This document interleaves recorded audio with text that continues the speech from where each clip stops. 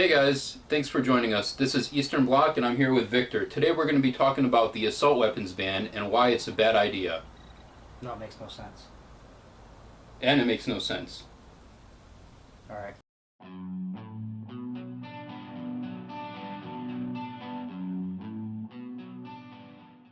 So first off, I do want to address the term assault weapon or assault rifle.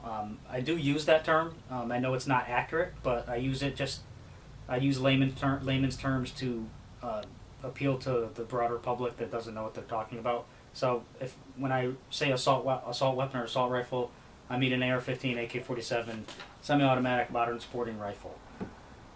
So if you were gonna, let's just say that in a perfect world you could ban a weapon, a firearm, to prevent gun violence from happening, prevent murders from happening, where would you start? I think it's reasonable to think that you would start with the weapons that are killing the most people. You know, if you're going to ban a weapon so that people aren't being killed by it, you would look at, okay, which weapons are killing people, and let's go after those weapons. That's reasonable to think. So what we did was we looked at the stats. We looked at FBI crime statistics, which are some of the most accurate statistics you can get. It's crime data reported by local police departments, and it doesn't really get any more accurate than that. There's not going to be, big deviations in this data. And when you look at the data, it's pretty shocking to see what types of weapons are actually killing people in America. Yeah, so some of the crime statistics show that assault weapons are not actually the leading causes of death among violent crimes. I mean, people use all kinds of stuff. I mean, people use bats and hammers and all that kind of stuff. And actually, you're less likely to die from an assault weapon or any kind of gun than pretty much a lot of other stuff, like heart disease, like diabetes. There's a whole list of other causes of death that way outnumber assault weapons or even guns in general. Yeah, so even though you may not be able to prevent all of the diseases like cancer, heart disease, and stuff like that, a lot of that is genetics and whatever. People feel like, well, at least we can ban a rifle if there's no assault rifles, and people aren't going to be getting killed by assault rifles. But see, the crazy thing is when you look at the statistics, what we did was we found a graph on FBI.gov, and it's from 2006 to 2010. The assault weapons ban, the federal ban, ended in 2004, so this is pretty accurate. You can't say that, oh, that was during a ban, whatever.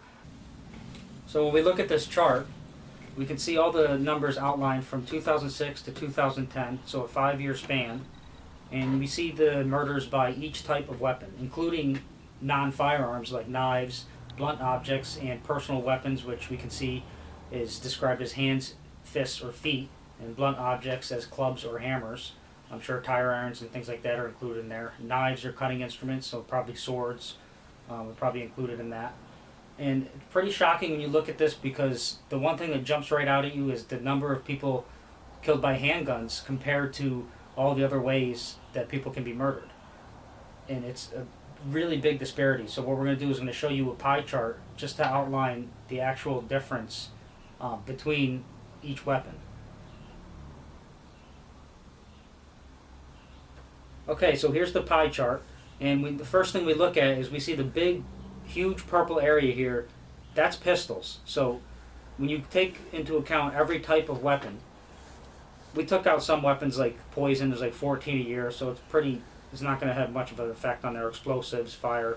Very, very low percentage, so I didn't want to, clog up this graph with those type of things.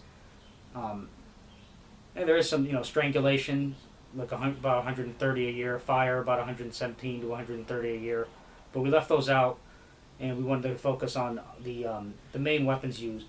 So pistols, 62%. This is from 2006 to 2010. Second, we have knives and other sharp objects, and that is at 16%. Then at 8%, we have hands and feet. Then 5%, blunt objects.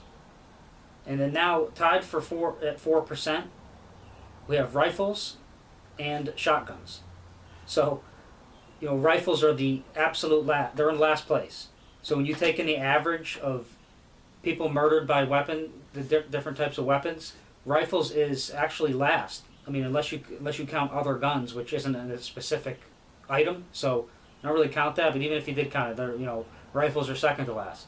So rifles come in with an average over that span, or not an average, a total of average of 396 people murdered by a rifle in a 5-year span from '06 to 2010. That's the lowest.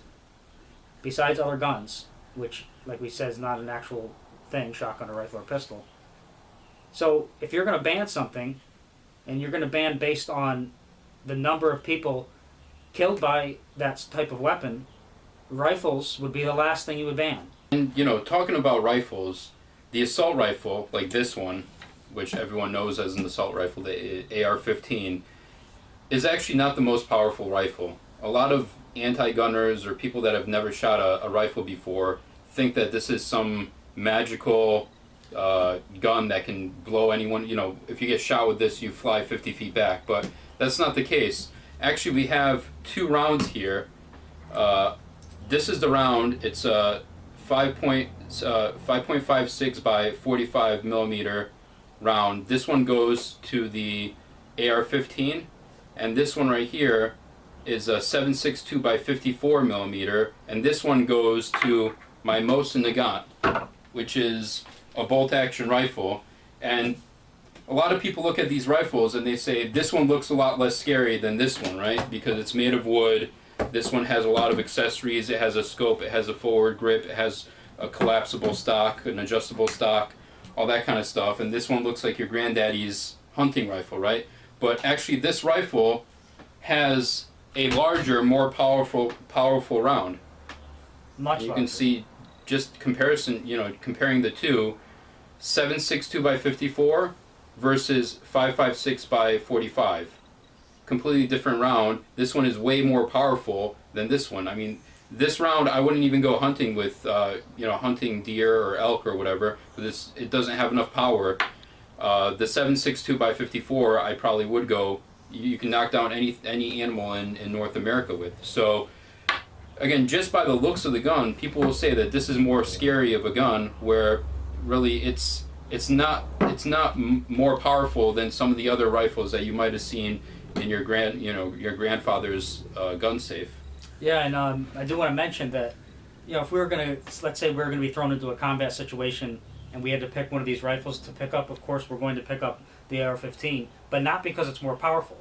It's more effective. It's easier to shoot, and that's not really the argument that the anti-gunners use. So I did want to mention that we're not trying to say that the AR-15 is not an effective weapon or it's not a weapon of war. I mean, it's definitely a weapon that we do use in combat. It's very effective. It shoots fast. It's easy to handle. All those type of things. But that's why it's effective, not because of the round. So when the anti-gunners talk about how powerful, I felt the power of it and it bruised what was that guy? He bruised his shoulder at the range. He's either lying or he's the weakest man in America. Yeah. I mean, this does not. There's no way. There's no way that this bruises your shoulder, because back behind this, for those of you that don't own this type of rifle, there is a spring here. It's a buffer spring, and it takes the recoil. So when you shoot, that buffer spring takes the majority of the recoil of the shot. Whereas with this rifle, this one will bruise your shoulder, because this one is just one big piece of wood.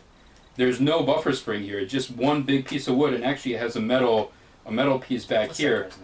I have a recoil pad, but the way that this one comes, it's a piece of wood, and you absorb the entire force of the round. Whereas this one actually has a spring that buffers that. Yeah, I mean, I'd love to see that guy shoot that.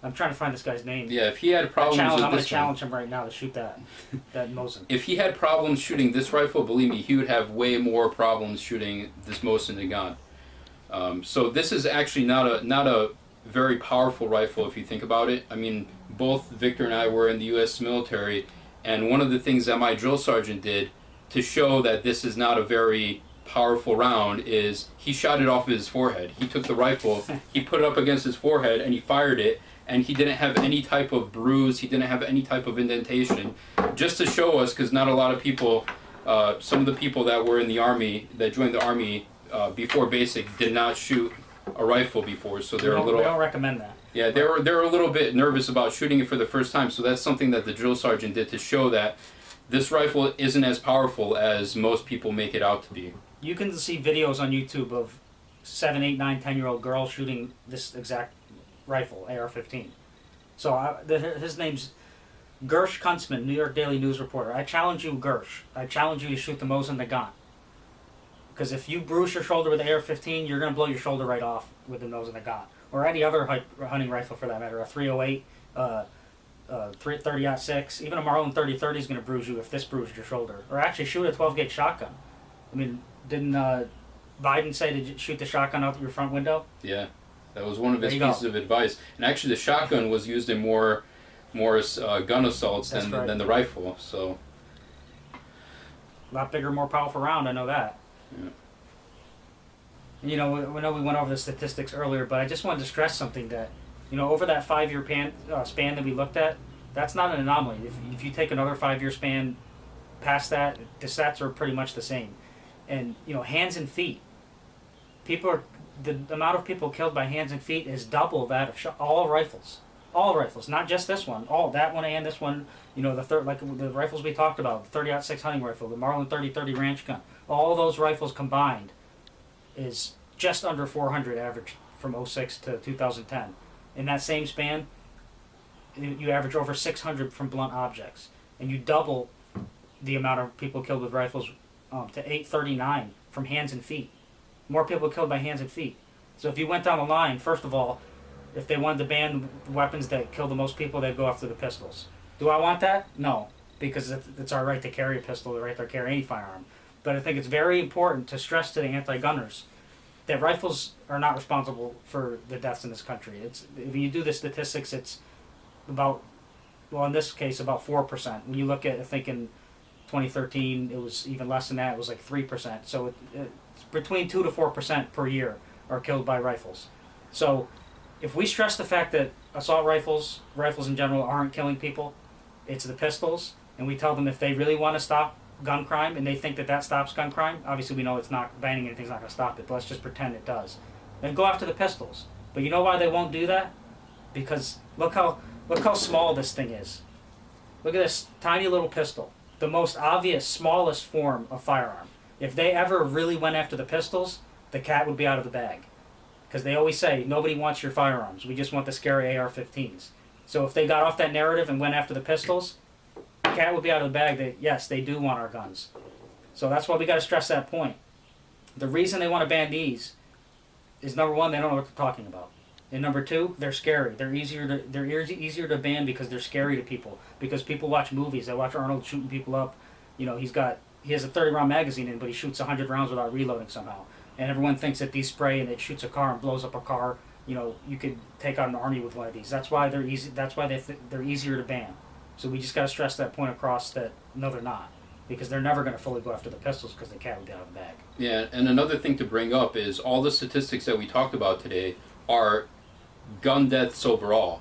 It's not just mass shootings, right? So we hear a lot about mass shootings and how many mass shootings we have, but actually the mass shootings is the minority of the amount of gun violence that's out there, because the majority of it is your gangbangers out, dealing drugs, shooting each other, gang violence and all that, which you're not going to come across on a daily basis. And most of that stuff is concentrated in the big cities, which most of them are Democrat run, by the way, right? So, and most of those cities already have a lot of gun laws on the books, like Chicago, right? So in Chicago, there's already a lot of gun laws, but gangbangers don't care about gun laws. They're going to pick up guns and shoot people anyways because that's what they do. They're criminals. So it doesn't really matter how many laws you put on the books.